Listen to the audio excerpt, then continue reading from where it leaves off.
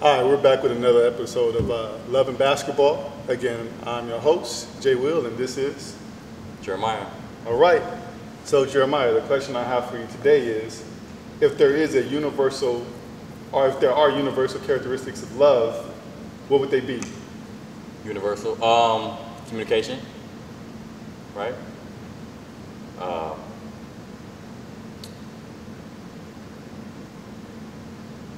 Love with action. Love with action.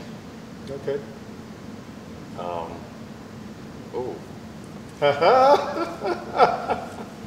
I think that's it. So those are the two universal. I mean, love with physical, but I mean physical, like what you mean? Physical. Like what? Interaction. Like what? You can, hold hands. Oh, okay. The touch. Okay, I see you going. You smash me. No, I mean I can go into it too, but the real aspect of love is the showing it by action and then communication. Action, and communication. Man, there's so many, but I can't even think of it right now. Yeah. What's yours? No, what's yours? For me, on top of my head, I would say communication is one. Okay. Forgiveness. Yes. Trust.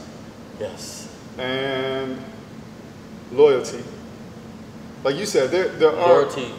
Loyalty. I think loyalty. It ties a bow on. It ties into everything. Okay. So that's a good one. Yeah. Yeah. So again, I mean, just to go back to what I was saying with communication, the lack thereof always causes issues, right? So I don't care from the smallest thing to the biggest thing. The lack of communication can land a relationship of any magnitude, whether that's romantically or whether it's just a friendship or whatever, can start to seep in and cause little rift over time that grow people apart. So communication for me, trust, I believe is a staple. Like how could you say you love someone that you cannot trust?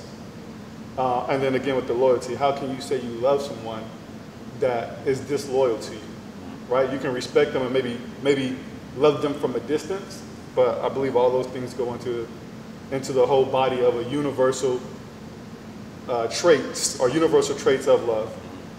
So then I'm gonna throw it back to you.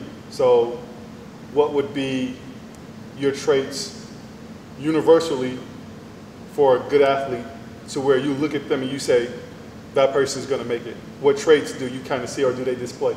Well, just like love, you gotta have all around everything to make it to the deep level, the next level. So for me, let me see, you gotta have a certain skill. Mm-hmm. When people see like, okay, he has a certain skill, he can, pass, shoot, dribble. You gotta be a good teammate, but there's people that are great, they're not good teammates. Mm-hmm. You gotta have overall everything. Defense, Mm-hmm. offense, pass. Shoot. Okay, but so specifically for the sport of basketball, let's say there are, four traits, and I will give you an example. I don't consider athleticism to be a trait. Here's why. Everybody in the league is athletic, but not everybody in the league gets playing time. Not everybody in the league gets to make it to an all-star. So what separates there's only a certain amount of people that's allowed to do that. Like in the league, there's only a certain amount of spots for a short guy. Yeah. Because in the league, there's only one or two short guys that they always talk about. Mm-hmm. But if you have 5 great short guards, we ain't talking about all y'all. We're not talking about all of them. They're gonna pick 1 or 2 to put them in the media. So if we had to do 4, is it like aesthetics, like height, weight, body type, build? I think it's body type is build. It's just your skill asset. Like if you can put the ball in the basket a certain way, then that'll get you. You have to do something a certain way to get people's attention. Okay. Right? I agree so with that. Let's just say we have a lot of guys that play like Tim Duncan, right? Mm-hmm. It's regular. It's not flashy. So those people aren't going to get that much, plug like that in the media. Okay. But if you got a guy like, Kyrie, LeBron James, Westbrook, Mm-hmm. that's doing all this crazy way of scoring, they're scoring, but they're scoring in a fancy way that you can be like, okay. That pops. Yeah. So I always use that as an example.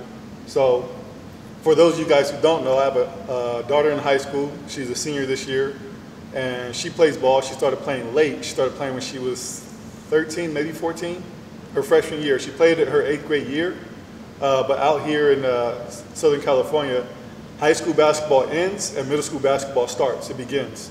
So she started playing at tail end of her 8th grade year, going into high school. So she didn't play very much basketball at all. So in trying to get her developed, I had to break down to her the different types of players. And one of the guys you named was Kyrie. I said, Kyrie is very flashy, excuse me. There's nothing wrong with flashy, but that's one style. And then you have your Russell Westbrook, who is a superior athlete. Russell Westbrook. Russell Westbrook. He's a superior athlete, does a little bit of everything, doesn't do one thing great outside of his just energy and his motor, but he does a lot of things very well. Yeah. But different ball handling. He gets to the cup just as easy as Kyrie. Yeah. Just two totally different. Giannis, he just won the championship, gets to the rim and scores very differently than LeBron does. Yes. But they're still both very effective. Still all-stars, still great players. So I say all that to say, you don't have to be a certain type of player to get recognized. You just, like you said earlier, you have to do what you do, but do that very well. Do that better than anybody else. Yeah, very well. Like, who got the MVP? Giannis? No, the league. Of the league. Oh, Jokic. Jokic, I'm sorry. Jokic. Right? Yeah. To me, he's not flashy, but he does a little bit of flash stuff here and there. Yeah. But he does his role, and he does it very well. Yeah. That's why, and then he puts up numbers. So basically, you got to put up numbers too. Got to put up numbers. If you put numbers up along with your flashiness, along with your name and body build or whatever, you're going to get noticed. Yeah. Right. Yeah. So that's just how it is. Yeah. Okay. So for me, when it comes to putting my eye and giving somebody the eye test and saying they got it and they have a high chance of making it, Yeah. I believe that number one is the aesthetics, meaning a certain type of build, a certain type of frame, a certain type of height.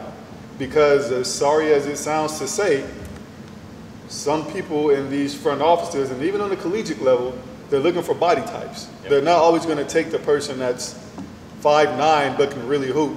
If it's a 5'9" player and a 6'3" player that have the same exact game, they're going for the 6'3" guy. For sure. Because for height, you can play multiple positions. You can defend a little bit better, or so that's been the theory on it. So I have nothing against smaller people, but we call a spade, and we like to be truthful on the show. So the aesthetics is number one for me. Does he pop the eye test when it comes to how your features are outside with your body? Next thing is, like you said, what do you do better than just about everybody you play against? I don't care what that is. I don't care if it's just shooting the basketball. Yeah. Is you shoot it better than just about everybody else you play with? Give you an example. Klay Thompson. I'm not saying that he can't dribble, but does he put the ball on the floor as well as Steph or Kyrie or James or anybody else? No, but what he does very well, shoot that doggone ball. Shoot it. And he moves without the ball very well. So that's another thing. What do you do that separates you from the pack? You must do that thing almost better than everybody else you match up against. Yep. Number three would be here. How do you unfold the game in your head, the mental aspect? Do you know situational basketball? Do you know how to get a 2-for-1? Do you know when to foul versus when not to foul? Is your eyes always on the foul count? If it's going to go into one-on-one or 1-and-1, things like that. Can you pick apart the spots in the defense? But I can tell you that a lot of these guys that we see, Yeah. you know where I'm going with this. A lot of guys we see they play basketball, they're really good, but they're dumb as rocks when it comes to thinking. That's what I'm talking about. So, it basically, you name what, the first three, right? The first three. That fourth one will get overlooked if you have those first three. Exactly. So Because I they're ain't like, gonna say no more. yeah, I ain't gonna say no more. they're like, okay, you got LeBron James' body, you're LeBron James. Yeah. You're Kyrie Irving, whatever. Yeah. But you play so well, if you mess up, it's okay. Yeah. But if you put some of these guys like, okay, run a motion, or some of these guys run this play, a flex cut, they don't know how to do it. Yeah. It's crazy. Yeah, if you guys don't know, there's a lot of guys, and the people that's gone to the next level, or the pro level, you will know that, hey, these dudes are good, but when you put them in a coaching situation, Yeah. they don't know how to comprehend or even think for themselves or what the coach said. Yeah. Which is crazy. Yeah. So that's why that. So my last one was going to be coachable. Are you But able to be coached? a lot of guys Yeah. on the level, a certain level, like NBA, whatever, or pros, you'd be surprised how many jerks there are towards the coach. I probably ain't surprised. Or that, yeah. You making right, money? I'm sure some of y'all be surprised Yeah. of the coaching aspect. Yeah. Because some of these guys, I've seen guys coach players out and still start, not come to practice, still start. Just be rude, not a good teammate, still start. But what overshadows that is their talent, Yeah. and what they put up in their numbers and everything like that. But in order to get to the collegiate level, you Yeah. have to be coachable. No matter how good you are, you have to be coachable. yeah. Because there's guys that could do everything, but if you can't be coached in college, Yeah. you're not going to get recruited. Yeah. And that's why a lot of good guys go to junior colleges and then transfer to, D1s and stuff like that and D2s. Yeah. Because they couldn't be coached or they didn't have the grades. Yeah. And if you can't be coached from D1, D2 or whatever up there, and then it's gonna be hard. you're going to get, it's going to get hard, and you're going to transfer to a JC Yeah. and then go right back to another one. Yeah. Perfect example, the guy off of the Netflix. Oh, I forget the name of the show. Yeah. So remember him? He played College U? Is that the name of the TV show? Last Chance U. Last Chance U. Last Chance U. Okay. The big guy. So he went. Joe, I can't remember his Yeah. last name. He went to a big college. Joe Hampton. Yeah. He couldn't be coached, but at the same time he was dealing with a lot of stuff. Mm-hmm. But even on Last Chance U, he probably still couldn't be coached. But the coach was so patient with him. Yeah. But a lot of coaches aren't going to be They're like not going to that. be that patient. That coach was very patient and a great coach, and I was like, wow, like I would love to be coached by that man. But a lot of coaches are not going to put up with him walking out of practice, getting Yeah. mad in the game, and I'm like, And going to dude, sit at the end of the really? bench. Yeah. Like walked out of practice or he walked out the game, and he came back and coach still put him in? Yeah. Nah.